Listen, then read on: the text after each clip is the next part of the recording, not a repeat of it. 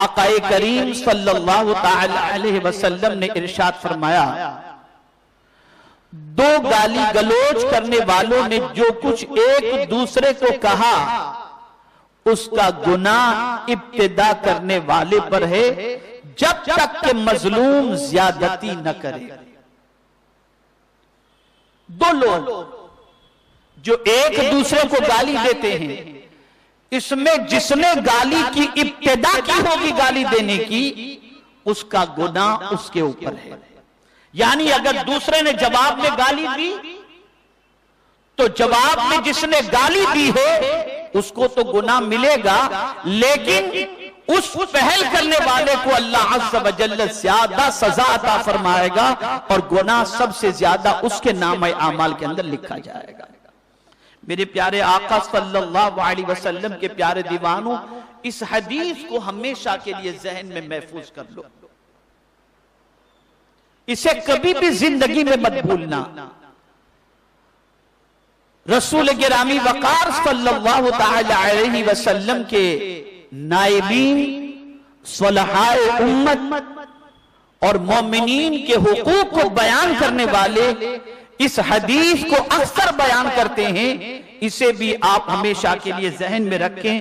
رسول گرامی وقار صلی اللہ علیہ وسلم نے فرمایا، سباب المسلم فسوق وقتالہ کفر،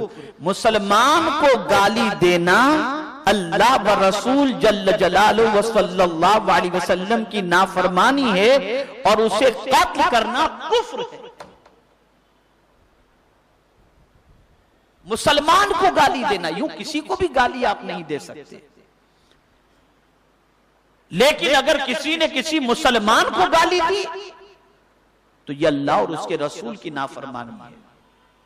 اور یہاں مجھے ایک حدیث شریف کا مفہوم یاد آ رہا ہے۔ بہت سارے لوگ اس حدیث کو ذہن میں نہیں رکھتے یا اس کے مفہوم کو ذہن میں نہیں رکھتے، اور ناواقفیت کی بنیاد پر آج بہت سارے کاروباری لوگ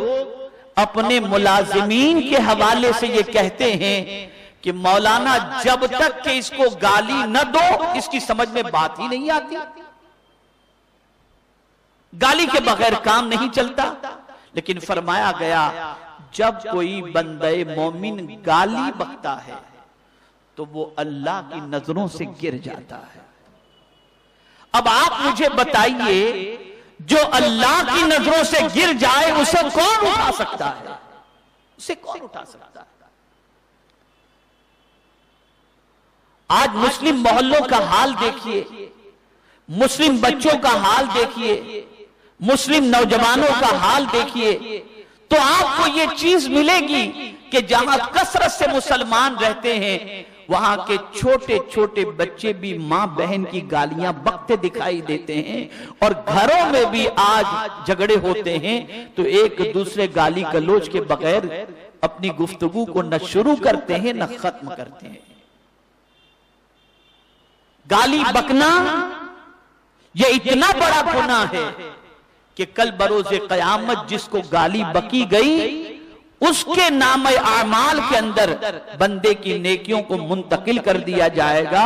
اور بندہ کل بروز قیامت اس حال میں اللہ کی بارگاہ میں آئے گا کہ وہ مفلس ہوگا۔